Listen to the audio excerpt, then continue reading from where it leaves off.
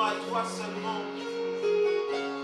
Nous nous attendons à ta grâce. Nous voulons faire monter notre reconnaissance, nos actions de grâce, Seigneur, devant ton trône de grâce. Car tu es élevé à la droite du Père. Parce que tu es venu sur la terre, parce que tu as offert ta vie en sacrifice, en rançon pour nous. Nous voulons te rendre grâce, car c'est toi qui nous donnes la vie ce matin.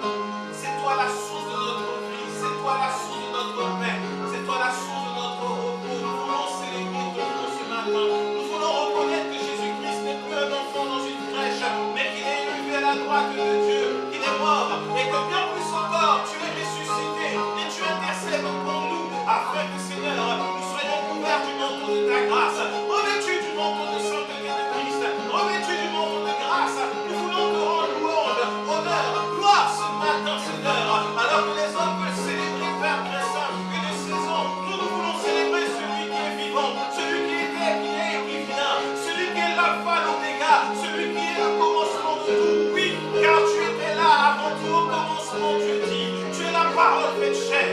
Tu es celui qui est venu offrir ta vie pour nous. Par ton sang, nous sommes justifiés. Par ta mort, nous avons la vie. Par tes meurtrissures, nous sommes guéris. Alors, comment ne pas te louer ce matin? Comment ne pas te célébrer? Comment ne pas être reconnaissant? Parce que, Seigneur, tu nous donnes la victoire sur l'ennemi de nos âmes. Parce que tu nous as libérés du péché. Parce que tu as brisé les chaînes qui vous retenaient attachés à la mort, au péché, à la destruction. Parce que tu nous construis. Parce que tu as fait de nous des pierres vivantes dans ton royaume. Nous voulons célébrer ton nom ce matin, Seigneur Jésus. Nul n'est comparable à toi, Jésus. Nul ne peut faire ce que toi tu as fait. Nul ne peut faire comme toi tu l'as fait. Alors ce matin, Seigneur, nos regards sont fixés vers toi. Nous nous attendons à ce que tu te répandes librement par ton esprit au milieu de nous et que tu parles à nos cœurs. Que tu parles à nos âmes. Et que tu sois glorifié. Que ton nom soit glorifié tout simplement, Seigneur.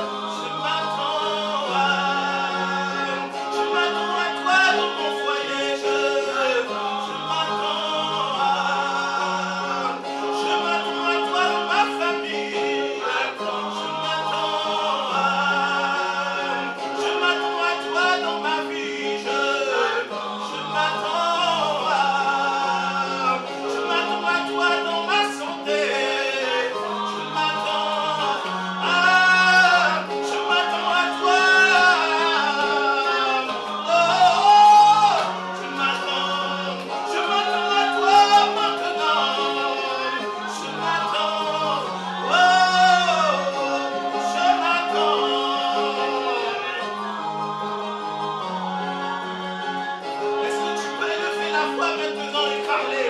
Et simplement dire au Seigneur, attends, dans quelle situation tu t'attends à lui. Ce matin, que tu puisses parler, que tu puisses dire, Seigneur, je m'attends à toi maintenant. Je m'attends à toi ici. Je m'attends à toi dans cette situation. Je m'attends à toi, Père. Je m'attends à ce que tu interviennes. Je m'attends à ce que tu aies le dernier mot. Je m'attends à ce que tu sois le premier. Je m'attends à ce que tu sois la fin. Je m'attends à ce que tu sois la fin d'Oméga. Je m'attends à toi ce matin. Je m'attends à toi. Je ne m'attends pas à un homme. Je ne m'attends pas à un bébé dans une crèche. Je m'attends à Jésus. Je m'attends, je m'attends, je m'attends. Je m'attends. Je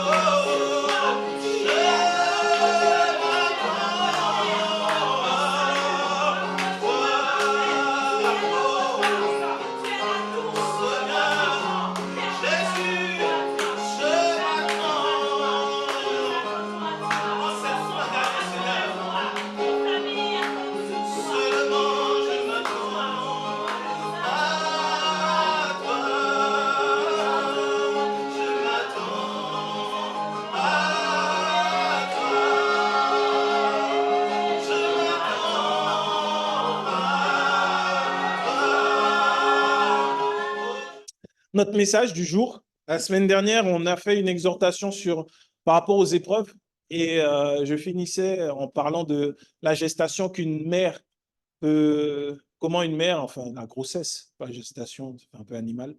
Donc quand une femme est enceinte, elle a cette grossesse, comment, ben voilà, c'est un peu semblable à l'épreuve. Et depuis le début de semaine, j'avais des échanges avec mon épouse. Ces derniers temps, on a beaucoup d'échanges qui m'amènent à des messages. Gloire à Dieu. Gloire à Dieu, parce que c'est pas mal. Et face à l'épreuve, il y a une question qu'on se pose souvent. Et celui qui ne s'est jamais posé la question, gloire à Dieu. Mais tu te demandes pas pourquoi Dieu, créateur du ciel, de la terre, qui est tout puissant, pourquoi il ne règle pas ton épreuve en un claquement de doigts? Pourquoi il ne fait pas ça comme ça? Il est puissant. Dieu est puissant. Pourquoi il ne fait pas ça comme ça? Travaille notre force. Mais quand tu as été terriblement dans l'épreuve, quand ça fait 10, 15, 20, 30, tu dis, bon, peut-être ta foi a été bien éprouvée là, non? Tu dis, mais pourquoi Dieu il pourrait faire ça? Parce que Dieu a déjà fait ça. Et puis, au moment où on était en train d'échanger, Dieu, la question qui me venait, c'est, mais Dieu, en fait, ce n'est pas un Dieu fast-food. Ce n'est pas un Dieu fast-food. Il n'y a qu'au fast-food, tu vas, tu commandes, tu fais le tour en 2 minutes, tu as ton repas. Tu pars, tu as mangé. Dieu n'est pas comme ça. Oh, Dieu, ce n'est pas non plus un distributeur de billets. C'est ce monde-là qui veut aller toujours plus vite. Toujours plus vite. Pour eux, c'est l'innovation. Au début, pour avoir du feu, il fallait frotter 2 cailloux et tout. Tu avais du feu. Bon, maintenant, tu ouvres le gaz. Ouais, tu as le feu tout de suite. Tu as un briquet, tu as le feu. Mais les hommes cherchent toujours à aller plus vite. Et cette mentalité de vite, vite, vite est rentrée dans l'Église. On vient à l'Église et on s'attend à ce que Dieu... Hé, Dieu, vite! Dieu n'est pas comme ça. Dieu est patient. Ce serait trop facile si Dieu était comme ça. Effectivement, Dieu, ce n'est pas du fast-food. Et après, je me suis mis à méditer, à réfléchir sur la parole. Je me suis dit, mais c'est vrai, Dieu est tout-puissant, il pourrait faire ça en un clin d'œil. Et je me suis dit, quel miracle a eu lieu tout de suite, comme ça? Ben, j'ai regardé, il n'y en a aucun. Aucun miracle. On a vu des guérisons de Jésus. Quand les malades venaient, ils étaient guéris tout de suite. Mais ils étaient malades depuis combien de temps? Ah, la femme à la perte de sang, 12 ans. 12 ans. L'autre, 38 ans, à la piscine de Bethesda. Le paralytique, l'aveugle de naissance. Et tu te dis, quand tu vois ça, si on regarde juste avec des yeux un peu naturels, tu te dis, waouh, Jésus est venu, tout de suite, la personne a été guérie. Waouh! Et on va chercher des hommes qui disent qu'ils ont l'onction et puis tout de suite, ça se fait. Mais en fait, non. Tu vois un miracle dans la Bible, tu dis, la femme là, pendant 12 ans, ce n'était pas 12 jours, ce n'était pas 12 mois, ce n'était pas 12 heures, 12 ans. Jésus est venu, ça s'est arrêté tout de suite. Mais pendant 12 ans, elle a gardé la foi. Pendant 38 ans, à côté de la piscine, il fallait juste un petit mouvement, il n'a pas pu le faire. Jésus est venu, prends ton lit, lève-toi. Marche, vas-y, rentre chez toi. Et donc, Dieu n'est pas du tout dans le fast-food. Au contraire, Dieu est patient. Dieu est patient. Et donc, nous qui avons reçu Jésus, qu'est-ce qu'on reçoit quand on vient en Jésus-Christ? On reçoit l'Esprit de Dieu. Et la Bible nous dit, on va regarder dans Galates 5, 22, j'ai oublié de le noter, mais je m'en rappelle, heureusement. Mais le fruit de l'Esprit, c'est l'amour, la joie, la paix et la patience, en quatrième. Après, il y a la bonté, la bénignité. Heureusement que j'ai relu ça ce matin, je m'en rappelle sans... Mais on voit que le fruit de l'esprit, c'est l'amour. Après, il y a la joie, la paix et la patience tout de suite après. Il vient déposer en toi l'amour quand tu reçois Jésus. Tu as la joie d'entendre la bonne nouvelle. Et quand tu entends cette bonne nouvelle, tu es dans la paix. Tu es dans la paix. Tu as entendu la bonne nouvelle, l'évangile. Tu dis, waouh, malgré tous tes péchés, tu es sauvé par grâce. Tu as le salut. Peu importe ce dont tu as besoin, Dieu est là pour pourvoir à tes besoins. Ça te donne de la joie, ça te donne de la paix.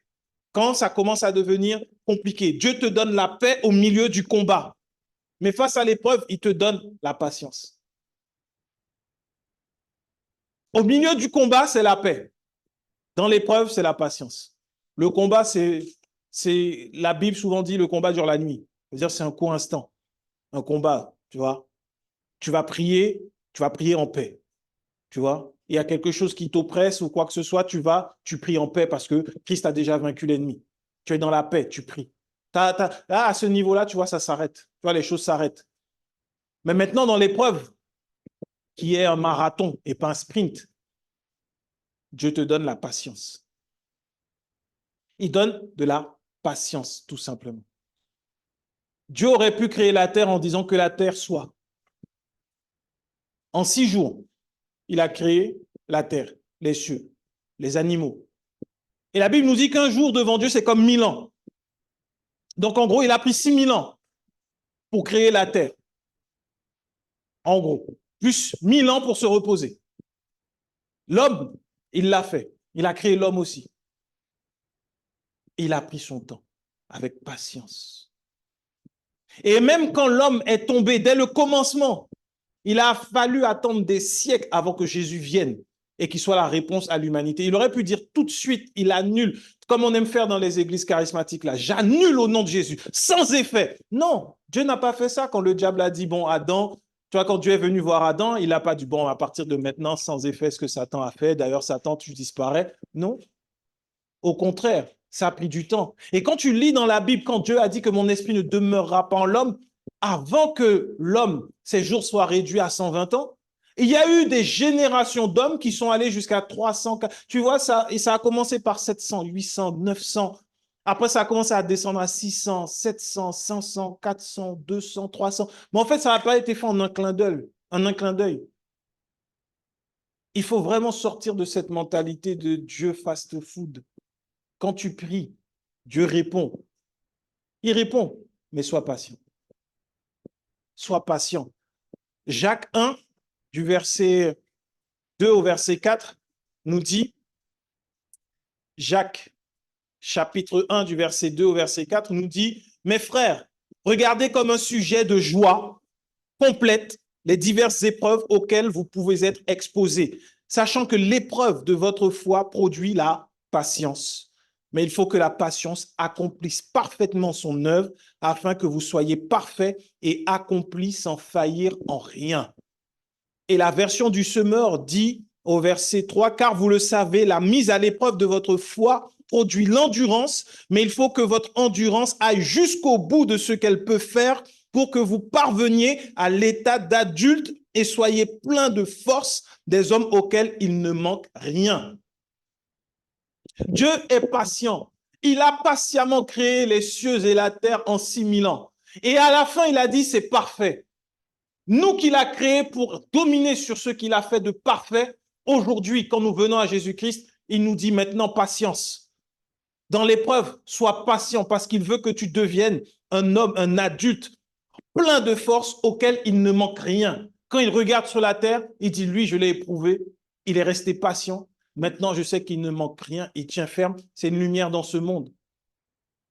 Les mensonges de l'évangile New Age qui te vendent du Jésus-Christ tout de suite, de l'argent tout de suite, du tout de suite, tout de suite, tout de suite, du tout fait. Chaque dimanche, tu viens, c'est un spectacle tout fait, bien rodé, qui tourne bien. On n'a plus la patience d'entendre Dieu. On n'a plus la patience de laisser la place à Dieu dans l'église au final. Il faut que ce soit notre programme qui se déroule parce qu'il y a des échéances. Mais Dieu, lui, il veut que nous devenions accomplis, des adultes, des personnes qui tiennent ferme par la patience. Et Jacques nous dit que cette patience, c'est au travers des épreuves. Et il nous dit de regarder ça comme un sujet de joie complète. Un sujet de joie complète. Dans la version du semeur, il dit « Considérez-vous comme heureux ». Alors, on arrive à la fin de l'année. En général, c'est l'heure des bilans. Les hommes aiment faire les bilans. Les églises aiment faire des rétrospectives et tout. Non, c'est bien, c'est pas forcément mauvais, une rétrospective de voir tous les messages que Dieu a envoyés. À la fin de l'année, regarde, on va faire un peu différemment. Regarde toutes les épreuves que tu as eues dans l'année. Est-ce que tu as eu assez d'épreuves? Est-ce que tu es assez patient encore? Regarde un peu, 1er janvier à aujourd'hui, le 24. Est-ce que tu peux dire que ta joie est parfaite? Est-ce que tu peux dire, oui, je suis parfaitement joyeux? Et la cause de ta joie, c'est les épreuves par lesquelles tu es passé. Est-ce que tu peux dire? Parce qu'on aime beaucoup, Saint-Esprit prend la place en moi. Saint-Esprit, conduis-moi, guide-moi. La patience fait partie du fruit de l'Esprit, on l'a vu. Est-ce que les épreuves là ont créé cette patience en toi? Il y en a qui ont abandonné. Déjà, tu peux regarder ton voisin et lui dire, bon courage, tu as tenu ferme. Non, fais-le, tu as tenu ferme. Non, dis, je t'encourage. Oui, tu dis, je t'encourage. Tu dis, bravo. Non, là, on ne va pas regarder au miracle. On ne va pas regarder à combien de personnes tu as à évangéliser. On ne va pas regarder à combien de prières que tu as fait pour les malades. À combien d'épreuves tu as tenu ferme. Tu as tenu bon devant combien d'épreuves. Tu es resté patient et attendre en silence le secours de l'Éternel devant combien d'épreuves. Et j'ai envie de dire, parce que souvent on aime dire, non mais lui c'est un bébé spirituel, moi je suis plus mature. Regarde les épreuves par lesquelles tu sais. En fait, on va regarder nos épreuves. Et là on va voir qui est plus mature. Parle de tes épreuves, je parle de mes épreuves. Quelque part.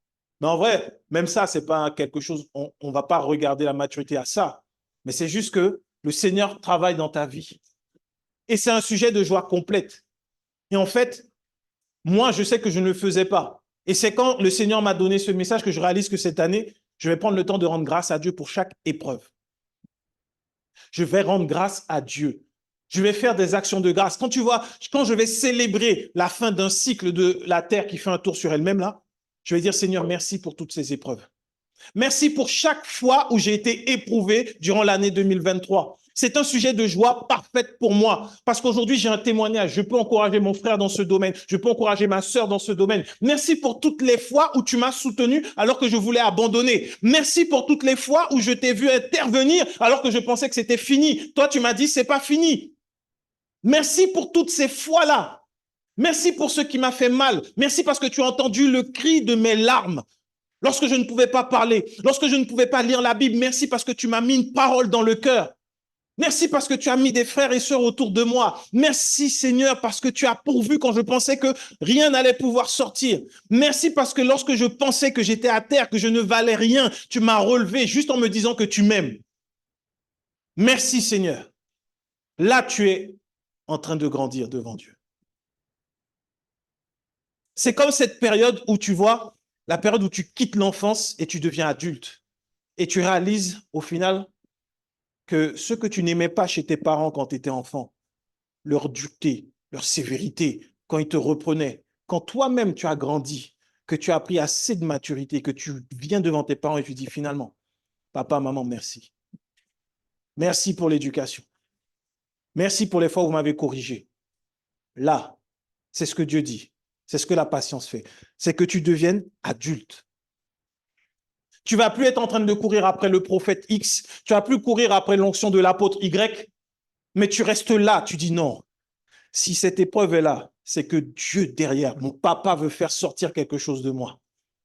Quand tu étais puni par ton papa ou ta maman quand tu étais enfant, c'est parce qu'il voulait t'apprendre quelque chose. Ce n'était pas juste abusif. Il y avait des parents abusifs, mais tu as découvert le vrai bon papa. Quand tu vois maintenant ces épreuves viennent sous la grâce, tu dis waouh, merci papa. Parce que là, en 2023, j'ai appris. Et là, cette année, tu ne vas pas regarder les messages qui ont été donnés. Tu vas regarder les épreuves et les leçons que tu as apprises à travers les épreuves. Tu peux prendre ton carnet pour dire, voilà, en 2023, j'ai eu des problèmes financiers. En 2023, j'ai eu des problèmes de santé. En 2023, j'ai eu des problèmes dans la famille. J'ai eu ça, j'ai eu ça. Seigneur, des problèmes financiers, tu m'as appris que tu pourvois à tous mes besoins. Dans les problèmes de santé, tu m'as dit que tu me guéris et je respire encore quand même. Donc oui, Seigneur, c'est vrai.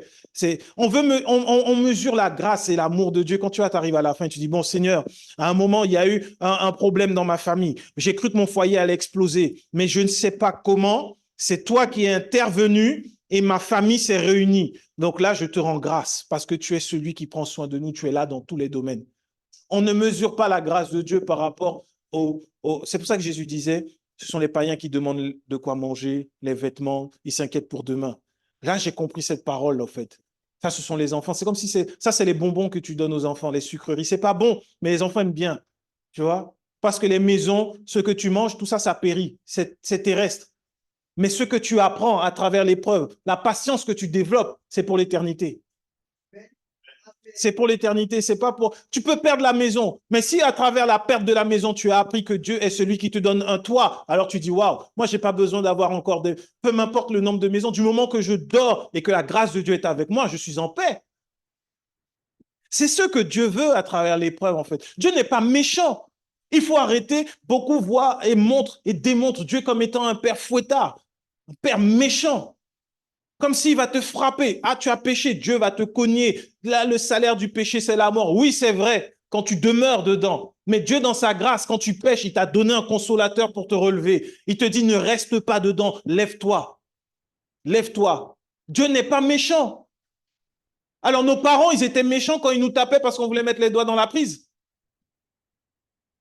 C'est comme si tu disais que bah, Dieu, il est méchant parce que moi, je voulais juste pécher et puis il m'a empêché de pécher. Moi, je voulais seulement boire de l'alcool et puis il m'a empêché de boire de l'alcool. Mais franchement, Dieu, tu ne sais pas qu'après, au ciel, il n'y a plus d'alcool. C'est comme si tu faisais ça, en fait. Et c'est ça, l'immaturité. Mais quand Dieu nous envoie une épreuve, c'est par amour. C'est de l'amour. Il faut arrêter de croire que l'amour, ce sont les films qu'on met sur Chérie 25. C'est pas ça l'amour. Non, c'est pas ça l'amour. Je dis ça, mais je regarde même pas cette chaîne. Je sais même pas d'où ça vient. C'est venu comme ça. Non, mais franchement, je suis étonné moi-même. Non, non, non, franchement, je suis étonné parce que je regarde pas Chérie 25. Je savais même pas si la chaîne existait. Mais c'est pas ça l'amour. C'est pas ça. L'amour, c'est pas Titanic. C'est pas ça l'amour. L'amour, c'est ce que Dieu fait avec toi. Tu n'en vaux vraiment pas la peine, mais lui, il t'aime. Et parce qu'il t'aime, il te sauve. Et une fois qu'il te sauve, il te donne la force pour devenir quelqu'un qui tient ferme aussi. Quelqu'un d'endurant. Dieu, comment il agit dans l'épreuve?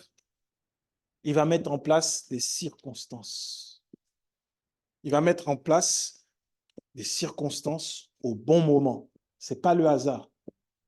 Le hasard n'existe pas. Quand tu es en Christ, il n'y a pas de hasard, car tous tes jours sont comptés devant Dieu. Il connaît chaque seconde, chaque minute, chaque instant de ta vie. Il n'y a pas de hasard.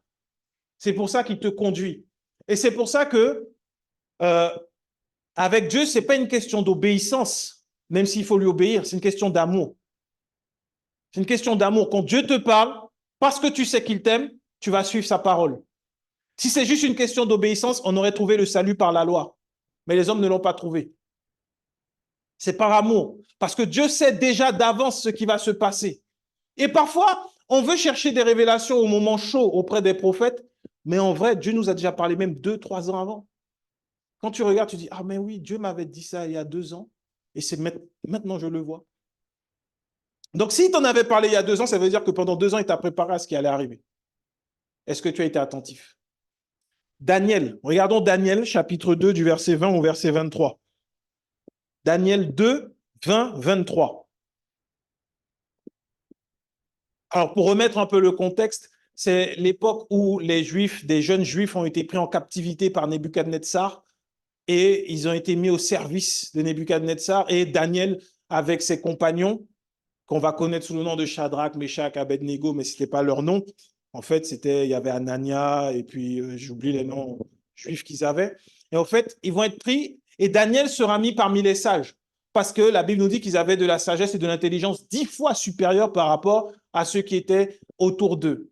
Et donc, ils vont faire ça, ils vont être là et le roi va faire un songe à un moment. Nebuchadnezzar va faire un songe. Et le songe va le tourmenter parce qu'il l'a oublié. Il sait qu'il a fait un songe, il l'a oublié, et il va appeler tous ses sages, tous ses magiciens, et il va leur dire, racontez-moi mon rêve, s'il vous plaît. C'est quand même assez compliqué pour un homme qui n'a pas Dieu. Le roi, il a fait un songe, il a oublié le rêve, mais le rêve le tourmente. Et il appelle tous les plus sages, les sages qu'il a du royaume, il leur dit, s'il vous plaît, racontez-moi le rêve, que je sois en paix. Et si tu lis un peu avant, là, dans Daniel, verset avant, tu vas voir que au bout d'un moment, le roi va leur dire, mais en fait, vous ne connaissez pas le rêve, vous êtes juste en train de gagner du temps.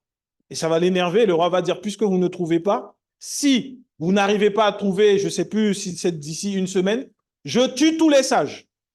Daniel était parmi les sages. Donc Daniel va se tourner vers Dieu. Et Dieu va parler à Daniel. Chapitre 2, verset 20, il est écrit, Daniel prit la parole et dit, béni soit le nom de Dieu d'éternité en éternité. À lui appartiennent la sagesse et la force, parce qu'il avait reçu la révélation du songe. Et donc Daniel va rendre gloire à Dieu comme ça. Et il va dire, c'est lui qui change les temps et les circonstances, qui renverse et qui établit les rois, qui donne la sagesse aux sages et la science à ceux qui ont de l'intelligence. Il révèle ce qui est profond et caché. Il connaît ce qui est dans les ténèbres et la lumière demeure en lui. Dieu de mes pères, je te glorifie et je te loue de ce que tu m'as donné la sagesse et la force, de ce que tu m'as fait connaître ce que nous t'avons demandé, de ce que tu nous as révélé le secret du roi. Ce qui est intéressant, c'est que Daniel dit que Dieu, il change les temps et les circonstances, il renverse et établit les rois et il donne de la sagesse. Il a la révélation en lui. Dans ton épreuve, Dieu te donne la patience, mais Dieu, pour répondre à l'épreuve, au moment où tu as prié, il a déjà mis en place les temps et les circonstances qui vont t'amener à la fin de l'épreuve. Toi, tu ne vois pas ça parce que tu es au début.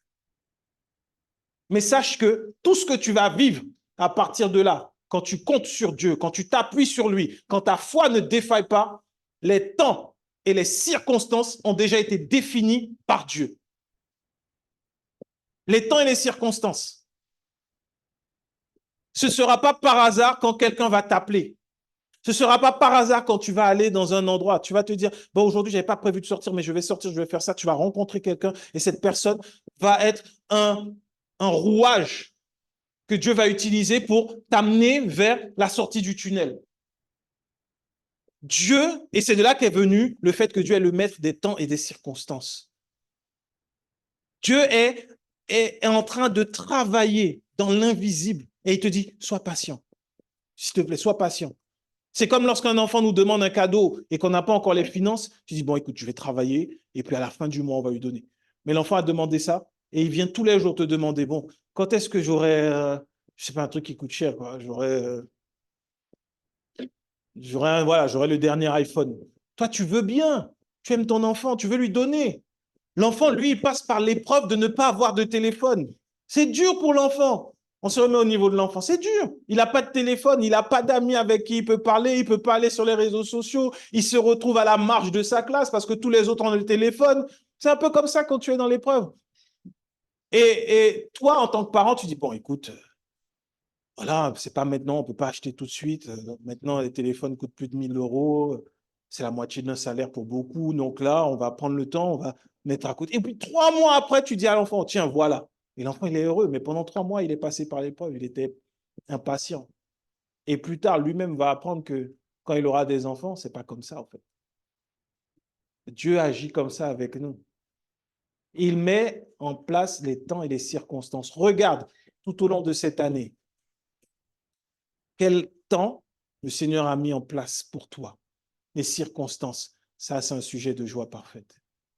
C'est pour rendre grâce à Dieu. Merci pour les épreuves. Merci pour chaque seconde que tu as orchestrée pour que j'arrive au résultat final. Merci pour les circonstances. Je pensais que c'était moi qui agissais, mais je me rends compte que c'est toi qui es le maître des temps et des circonstances.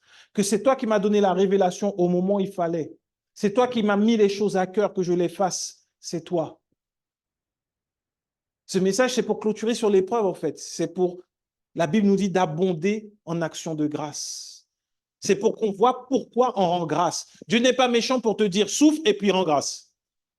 Dieu n'est pas méchant comme ça. C'est comme si je te mets un coup de couteau et après je te dis maintenant, dis-moi merci. Dieu ne fait pas ça. Dieu ne fait pas ça. Au contraire, il veut que tu réalises que l'épreuve, c'est pour ton bien, qu'il est là avec toi et qu'il a déjà pris toutes les circonstances, tous les temps. Il a déjà tout orchestré. Arrivé à la fin, tu rends grâce et tu dis merci. Et maintenant que tu le sais, quand l'épreuve vient, d'avance, tu rends grâce dans l'épreuve. D'avance, tu dis merci parce qu'il prend les temps, les circonstances. Il a tout préparé. Et tu sais que tu vas sortir de là encore plus fort dans la foi. Tu vas sortir de là avec une foi terrible. Donc, tu rends grâce à Dieu pour ça. Voilà pourquoi la Bible te dit, soyez dans la joie, rends grâce à Dieu. Peut-être sur le moment, tu ne vas pas trouver de sujet de joie. Tenir ferme, l'endurance, parce qu'il y a un temps pour chaque chose. Un temps pour chaque chose. Le temps où c'est fast-food, non, c'est pas comme ça avec Dieu.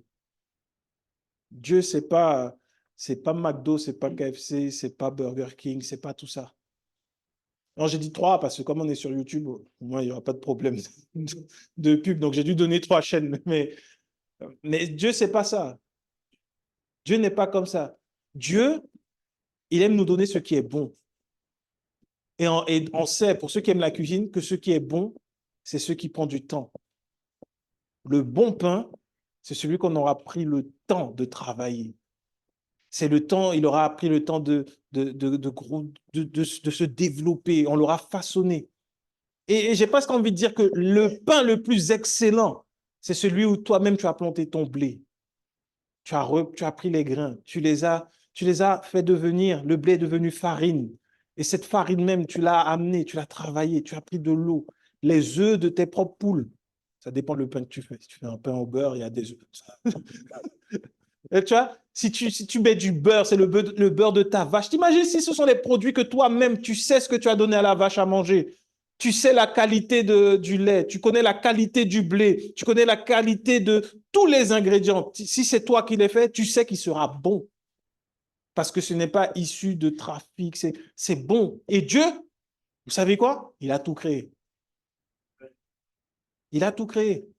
Tout ce qui est sur terre, il a créé. Les hommes les prennent comme ça, mais à lui, l'or et l'argent. Quand ça vient de lui, il a pris le temps. C'est lui qui a créé. Tu vois? Quand tu as faim, c'est lui qui a créé la nourriture aussi. Donc, il va te la donner. Quand tu as soif, c'est lui qui a créé l'eau. Avant Dieu, l'eau, c'est Dieu qui l'a créée. L'eau n'existait pas. On ne peut pas expliquer pourquoi l'eau existe, parce que c'est Dieu qui l'a créée. Le feu, c'est Dieu qui l'a créé. Alors, si Dieu qui a tout créé, eh bien, il va tout te donner et ce sera bien fait, comme le meilleur de tous les chefs cuisiniers. Dieu va prendre le temps. Il va le faire pour toi. On finit avec Ecclésiaste, chapitre 3, du verset 1er au verset 11. C'est un passage à méditer, à ne pas oublier. C'est pour rendre grâce à Dieu en tout temps. Ecclésiaste 3, 1, 11 nous dit, il y a un temps pour tout. Un temps pour toutes choses sous les cieux. Un temps pour naître et un temps pour mourir. Un temps pour planter et un temps pour arracher ce qui a été planté. Un temps pour tuer et un temps pour guérir. Un temps pour abattre et un temps pour bâtir. Un temps pour pleurer et un temps pour rire. Un temps pour se lamenter et un temps pour danser. Un temps pour lancer des pierres et un temps pour ramasser des pierres. Un temps pour embrasser et un temps pour s'éloigner des embrassements. Un temps pour chercher et un temps pour perdre. Un temps pour garder et un temps pour jeter. Un temps pour déchirer et un temps pour coudre. Un temps pour se taire et un temps pour parler. Un temps pour aimer et un temps pour haïr. Un temps pour la guerre et un temps pour la paix. Quel avantage celui qui travaille retire-t-il de sa peine? J'ai vu à quelle occupation Dieu soumet les fils de l'homme. Il fait toutes choses bonnes en son temps. Même il a mis dans le cœur la pensée de l'éternité, bien que l'homme ne puisse pas saisir l'œuvre que Dieu fait du commencement jusqu'à la fin. Un temps pour tout. Salomon, dans sa sagesse, avant la grâce, pouvait déjà le dire. Aujourd'hui, sous la grâce, exactement, il y a un temps pour tout. C'est vrai. Il y a un temps pour tout. Et en tout temps, rendons grâce à Dieu. En tout temps. Lorsque c'est le temps de rire, rendons grâce. Lorsque c'est le temps de pleurer, rendons grâce. Un temps pour bâtir, un temps pour détruire. Et il y a toutes les phases de la vie. Un temps pour déchirer, un temps pour coudre. C'est la Bible. Il y a un temps. Dieu fait toutes choses bonnes en son temps. Redis-toi ça. Cette année, Dieu a fait toutes choses bonnes pour moi en son temps. Et il continuera de le faire chaque année. Et maintenant que tu sais comment il travaille avec toi à travers l'épreuve, j'ai envie de dire, c'est avec joie que tu vas recevoir les épreuves à venir. C'est ça. Quand Christ est mort à la croix, les hommes voyaient une défaite, mais pour le ciel, c'était la joie. Le Père n'était pas en colère, le Père n'était pas fâché. Quoi, vous avez tué mon fils? Non, il disait enfin, enfin, mes enfants que j'ai créés pourront revenir vers moi et je pourrai retourner vers eux. Donc, les épreuves maintenant, personnellement, je n'irai pas les chercher. Hein. Je laisse Dieu qui est sage me les envoyer. Non, bon, en fait, ce n'est pas des épreuves quand tu vas chercher, c'est un péché. Ne va pas chercher le péché. Non, ce n'est pas parce que tu es sous la grâce que tu vas pécher. La grâce n'est pas l'autorisation de pécher. Les conséquences qu'il y a derrière, tu devras les gérer même si Dieu est là avec toi. La grâce n'est pas pour te dire, OK, pêche, tu es pardonné. Ce n'est pas ça. Mais quand l'épreuve vient, tu te diras, waouh. Je sais que quelque part, tu te diras, waouh, Seigneur, merci. Merci. Quand je vois l'épreuve qui est là devant moi, je te rends grâce. Et tu peux dire comme David, si une armée se levait contre moi, je ne crains rien car tu es avec moi. Je ne crains rien car tu es avec moi. C'est ça l'épreuve. Donc aujourd'hui, à la réconciliation, on aime. On aime en tout temps. Dieu nous aime en tout temps. Et lorsque les épreuves viennent, on n'est pas paniqué, car on a le fruit de l'esprit, l'amour, on a la paix, on a la joie et on a la patience. Patience dans l'épreuve. Et on rend grâce à Dieu au milieu de l'épreuve. Tu vas dire ça à quelqu'un, tu vas dire, ah, maintenant c'est le moment de rendre grâce quand c'est difficile. Il va te dire, non, là, il faut se battre, il faut envoyer le feu. Non, non, rends grâce. Dieu a déjà tout préparé, les temps, les circonstances. Rends grâce. Tout simplement. Amen.